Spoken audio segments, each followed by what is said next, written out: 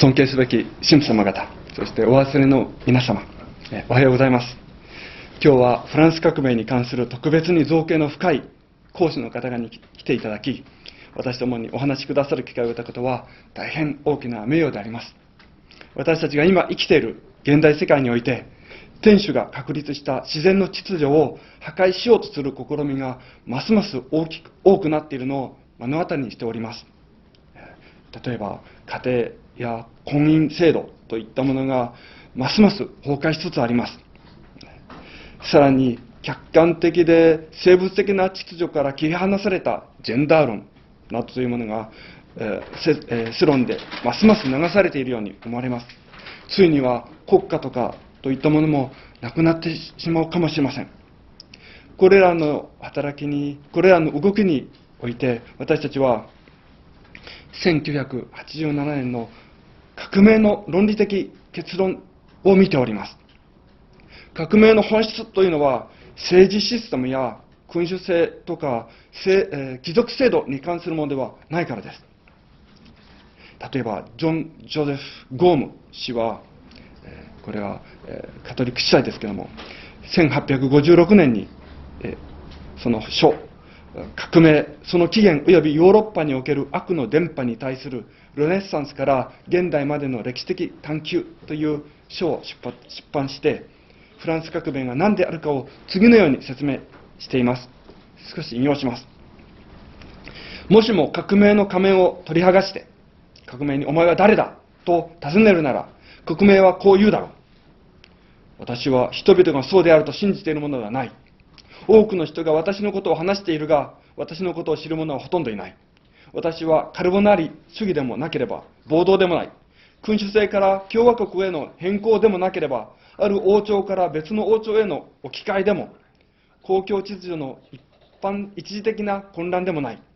ジャコバン派の叫び声でもなければ、山岳派の怒りでもなく、バリケードでの戦いでもなければ、略奪でもなく、放火でもなく、農地改革法でもなく、ギロチンでもなく、水攻めの拷問でもない。私はマラでもなく、ロベスピエールでも、バブーフでも、マッチーニでも、コシュートでもない。これらは私の子供らであり、私ではない。これらは私の作品であり、私ではない。これらの人とこれらのことは一時的な出来事であるが、私は永続する状態である。さらに言葉を続けて、こう言います。私は憎しみである。人間が確立しなかったすべての秩序。そこにおいて人間が同時に王と神ではない秩序に対する憎しみである。私は天主の権利を考慮しない人権宣言である。私は天主の身旨の代わりに人間の意志の上に立つ宗教的かつ社会的状態の基礎である。私はその王座から引きずり下ろされた天主であり、その代わりに天主の玉座についた人間である。これが私が革命、すなわち転覆と呼ばれる理由だと。これで、ゴーム、神父様の引用を終わりますけれども、ちょうど同じ時期にロシアではやはり革命家の、ニチエネフという男が1869年に、革命家のカテキズムという本を出版しています。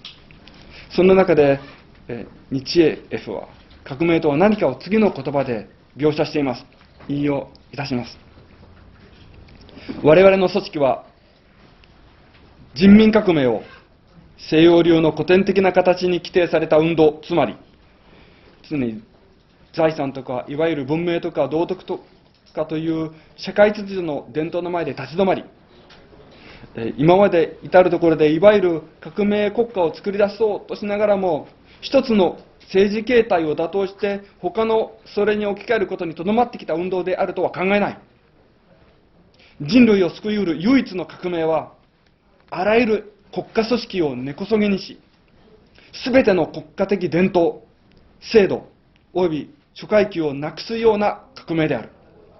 我々の仕事はすべてを巻き込み、至るところで容赦なく行われるべき恐ろしい破壊なのである。この世界を一つの無敵の一切を破壊してしまうような勢力に統合すること、これが我々の組織、陰謀、任務のすべてなのである。これが、ネチエフが言った言葉です。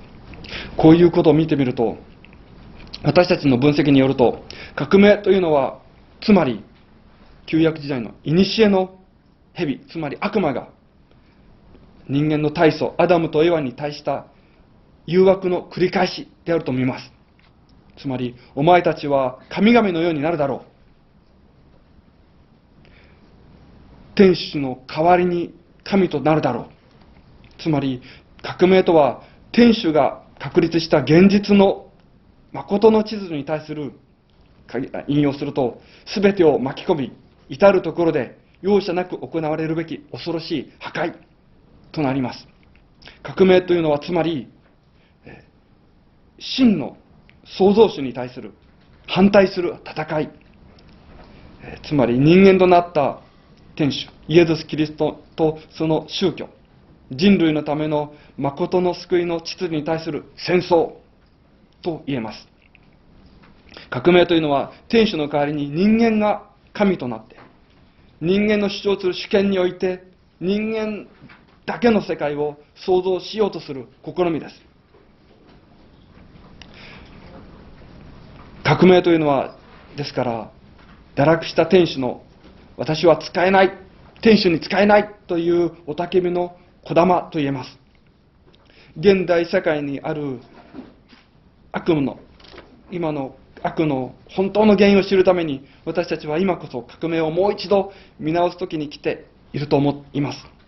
私たちの特別講師の方々が革命とは一体何なのかをはっきりと理解することができるように、私たちにうまく説明してくださるということを、私たちはあらかじめここで感謝したいと思います。そしてご来席の皆さんにからては、この国際シンポジウムを心までお楽しみいただくようにお祈り申し上げます。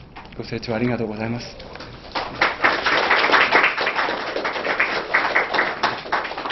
Permettez-moi de vous dire en français pour les francophones. Révérend Père, Mesdames et Messieurs, nous avons le grand honneur d'avoir avec nous des conférenciers parmi les plus distingués spécialistes de la Révolution française. Dans le monde où nous vivons, nous assistons à un immense progrès des attaques opérées pour détruire l'ordre naturel établi par Dieu, tels que la famille et le mariage, dans le mépris absolu de la loi de Dieu. Nous ne pouvons que tristement constater qu'une opinion publique empoisonnée chaque jour plus par la théorie du genre, totalement déconnectée de l'ordre biologique. Nous voyons dans ces mouvements les conséquences logiques, l'essence même de la révolution de 89, car celle-ci ne concerne pas seulement un système politique, ni le renversement de la monarchie, ni l'abolition de la noblesse. Monseigneur Jean-Joseph Gaume, dans son livre Révolution, recherche historique sur l'origine et la propagation du mal en Europe, de la Renaissance à nos jours, en 1856, l'explication suivante sur ce que c'est la Révolution française.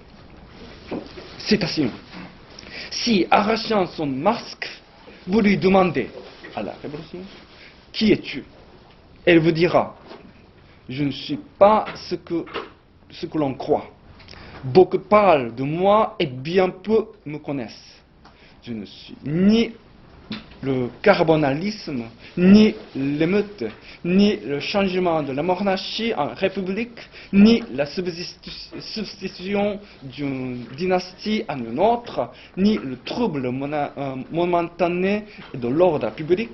Je ne suis ni les hurlements des Jacobins, ni les fureurs de la montagne, ni le combat des barricades, ni le pillage, ni l'incendie, ni la loi d'agraire, ni la guillotine, ni des noyades, Je ne suis ni Marat, ni Robespierre, ni Babeuf, ni Mazzini, ni Kossuth.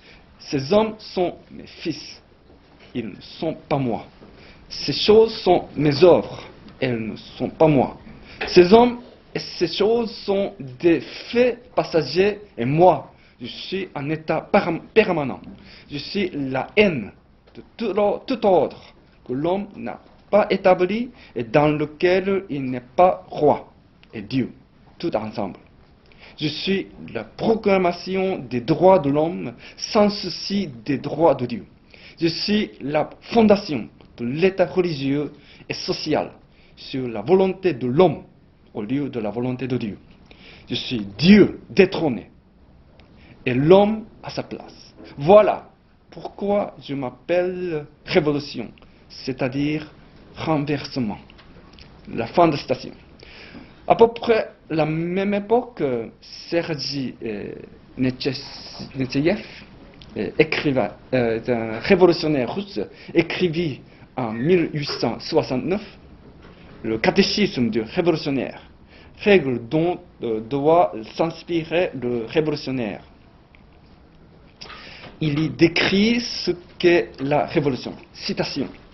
La confrérie révolutionnaire n'entend pas sur révolution populaire un mouvement régulé selon les idées de l'Occident et qui s'arracherait respectueusement devant la propriété, les traditions de l'ordre social et devant ce qu'on appelle la civilisation et la moralité.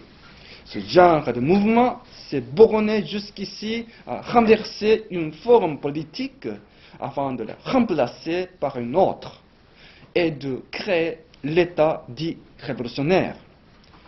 Seul peut être salutaire au peuple une révolution qui détruira jusqu'aux racines de l'État et supprimera toutes les traditions, les classes et l'ordre même existant.